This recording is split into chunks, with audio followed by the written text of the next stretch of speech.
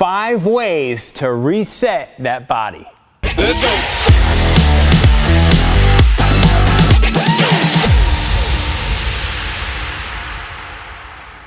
Hey there, Coach Chris Wilson here in the Criticalbench compound, one of my favorite places in the whole world to be. And today I'm going to show you 5 really cool reset movements. These are Primal Resets. This is actually some material that I found to be mind-blowing when I first read it years ago. A book called Original Strength by Geoff Neupert and Tim Anderson. And they have just some really awesome stuff in there about movement of the body and how just doing the right types of movements can really restore and reset the body, bring balance back to the body and uniform strength. And this type of movement is really just better than just about anything else you can do. It's as good, if not better, than stretching the body, because you're stretching and strengthening all at the same time with movements that you did when you were just a wee little kid or a baby. And so I'm gonna get down on the ground and I'm gonna show you some of these really cool movements that you can do and have some fun with it. That's the whole thing. Movement should be fun, should be enjoyable, and it will get the body to start just feeling better, moving better, working better, functioning better in your workouts. So let's get to it. Okay, so I'm gonna start number 1 with rocking. So one of the very first things that you do when you're a baby is, in terms of movement, is you begin to rock the body. And so a really simple way to do it is an exercise called a hollow rock. And so you simply just lay on the ground. You can do it with your arms at your sides. I like it with the arms overhead.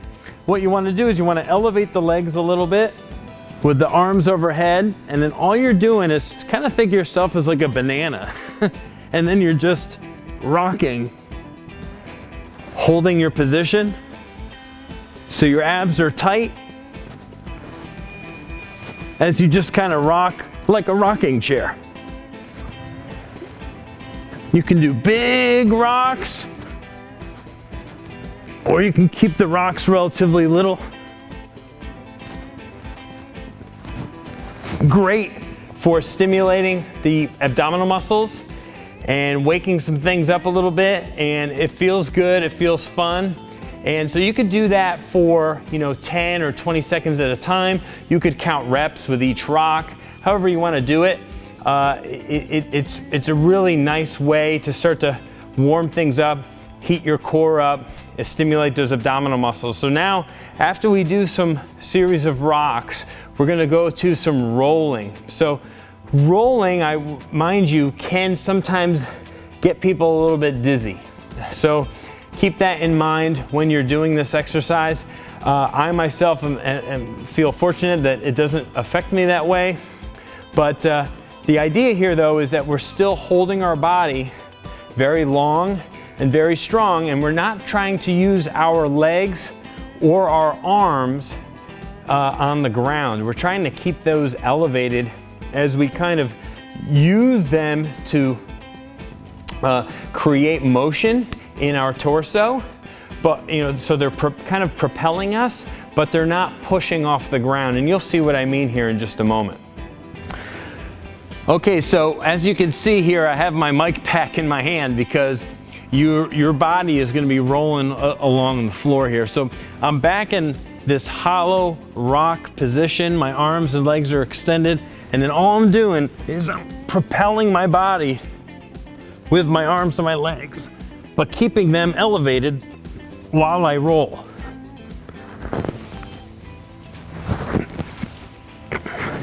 The key to this is to work within your limits. If it feels like it's getting too taxing, then take a break. If you feel like you're getting dizzy, take a break. You might need to work up to this. But the key is, if you go left 1 turn, go right 1 turn. Try to always keep yourself balanced. Or if you roll 5 times to the left, roll 5 times back to the right to unwind yourself. So that rolling motion that you saw me doing, very similar, right, to one of the first things the baby does. So after the baby starts to be able to rock its body and move its body a little bit, it'll start to roll over. And so that's what we're mimicking there with those rolls, okay? And then once you get good at rocking and rolling, then you want to start to do some crawling, okay? So that would be the next level. Now I'm going to show you 3 different ways to do crawls. There's kind of a basic baby crawl or 4-point crawl. Then there's like the commando crawl that I really like. And then there's the bear crawl. So I'm going to go through how to do all 3 of these. Oh, before the crawling, I have something for you, the 10 best bodyweight exercises of all time. All you gotta do is scroll down to that pinned comment, click that link, and download that free report today. Just put your email in and it's yours. I know you'll love it, and there's 5 bonus bodyweight exercises in there. All right, let's get to the crawling. So I'm ready to crawl. That's right, just like a baby. So I have hands underneath shoulders, I have knees underneath my hips, and then as I move my left hand, I'm moving my right knee so that I'm doing this offset movement. And I'm just doing it nice and easy, nice and slowly. I can keep my head up too, because what do babies do? They want to see what's going on. And this is great for stimulating the muscles of the neck. So keep that head up and look out at where you're going. You can look left and look right. These are good things to do. I know it seems silly, but we're trying to reset the body because we're moving our bodies poorly more often than not. So the more we can do simple exercise, this would be a good warm-up move maybe before exercise, just simple crawling exercises like this. Looking around, looking left, looking right, waking everything up. All right, so after you do some of those crawls, baby crawls, to wake everything up, we're gonna get down to the ground. We're gonna get into a commando position. So we're gonna be down just like this. Our arms are here. And this is the same type of crawling that you would see in the movies, right? The guys are down in the mud, they're under the barbed wire, there's bullets flying overhead, and they wanna stay really low but be able to move forward. So the way to do it is to still have that offset movement. So as I move my left arm forward, I'm also gonna move my right leg. So I'm like this, and then I pull myself like this. And notice my other leg kind of comes up nice and high. And again, I pull like this. And I'm just doing a really low commando crawl, pulling my body forward, staying really low to the ground, and then get to where you want to be, flip around, and start again. So left goes with right, right goes with left.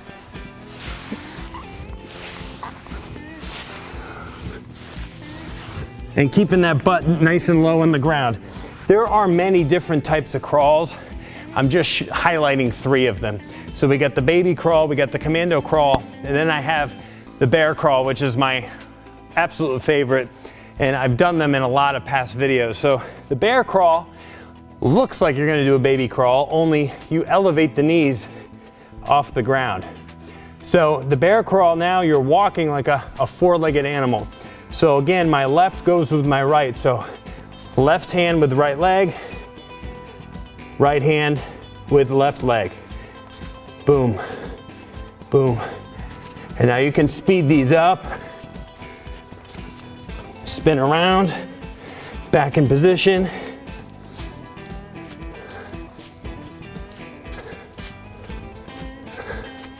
Okay, so bear crawls, baby crawls, commando crawls, they're all great. I encourage you to try them, play with them, have some fun on the ground. I know you'll enjoy them.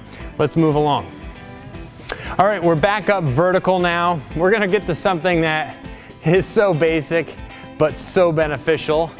Walking. Yeah, that's right. So after you're rocking and you're rolling and you're crawling, you have to walk. Most of us are not walking enough in our day-to-day. It's actually one of the reasons why I got one of these. Because now it's counting my steps. And so when I'm a little bit more aware of how many steps I took in a particular day, I can say, you know what, I better get outside for one more 10-minute walk. or one more lap around the building at lunch, or whatever it is. But all those steps add up and they mean something. So the better you are at being vertical and moving with some good walking, fast pace, slow pace, outside, it all leads to just really good motion and movement of the body. So when you're walking, again, what do you notice that's very similar? You notice that offset thing that keeps happening. When I move my left side, my right side also moves. So my left arm and my right leg come forward when I walk, vice versa. Okay? No one walks like this. There's a reason no one walks like this, because it looks really weird. But it also feels really weird. When we walk with a counterbalance happening. Okay? So it's very important that you're aware of that and thinking about that. That's why when you go for a walk, try to walk without anything in your hands. Try to walk so that the motion of your arms is natural with the motion of your legs. You're not trying to carry something, or maybe you might have a water bottle in your hand or something, and that's fine, or your cell phone, that's fine. But try to free your arms up so that when you're walking, you're getting that natural sway and motion of the body, just like you would when you start to see somebody running. The upper body is just as important as the legs when you're walking and you're running or you're sprinting. So you want to really get good at moving the upper body along with the lower body, and that is a reset. That helps our spinal alignment, that helps to stimulate the muscles of the core, it helps obviously stimulate all the muscles of the lower legs. It typically is done outdoors, unless you're inside on like a treadmill. But anything that can get you outside, moving from A to B with some walking is a good thing, and that's something you can do for the rest of your life. And the older I see people, when they're outside and they're walking, they seem happy, they seem more independent, and I really am a big believer in walking, and I feel that is truly one of the greatest resets you can do for your body if you do it on a regular basis. So the last thing I'm going to get to is just something very, very simple under the radar.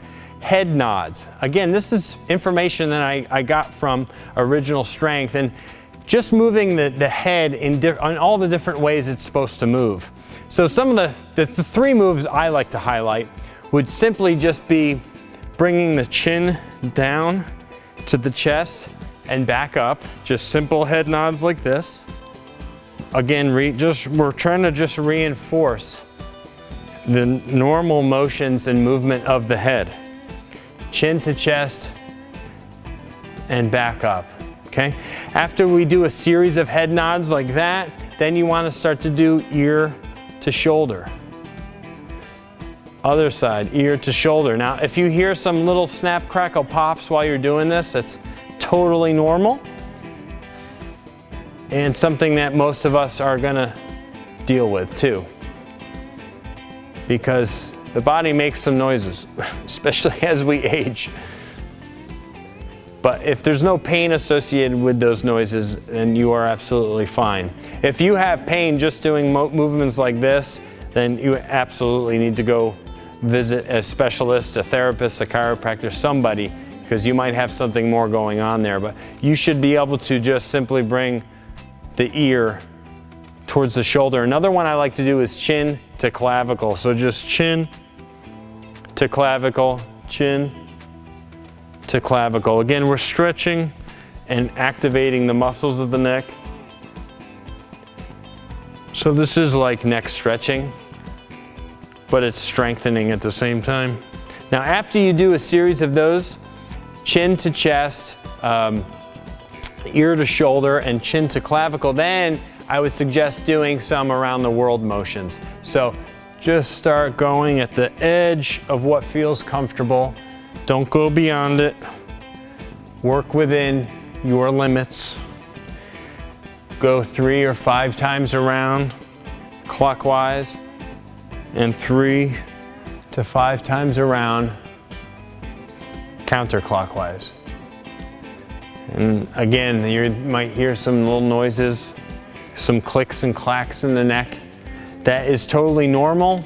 And again, it's just kind of like your knees. Sometimes when you squat down, you hear some little snap, crackle, pops in the knees. Those are just little pockets of air and stuff that are kind of just bursting. And it's, again, most times there's no pain associated with that. It's just releasing pressure. And again, it's oftentimes just due to a lack of movement. But once we move in that capacity enough, then the body knows that that's safe. We can work there. We can do these movements. And the more often you do them, you know, the better you're just going to feel better. You're going to have more mental clarity. You're going to have better energy. You're going to feel better in your workouts. You're probably going to sleep better. And that all just means something really, really good. You're resetting your body naturally. You're moving your body the way it was meant to move, just like a small child moves, just like a little kid moves, just like we're meant to move until the end of our time here on the planet. So I hope you found this helpful and learned a little something about this. Be sure to check out that free 10 best bodyweight exercises of all time down in the pinned comment below. All you gotta do is scroll down below this video, click that link, put your email in, and you'll find out there's actually 5 bonus exercises in there too. 15 of the greatest bodyweight exercises of all time. Hey, give this video a thumbs up, subscribe to our YouTube channel, and get ready for another video coming real soon. We'll see you.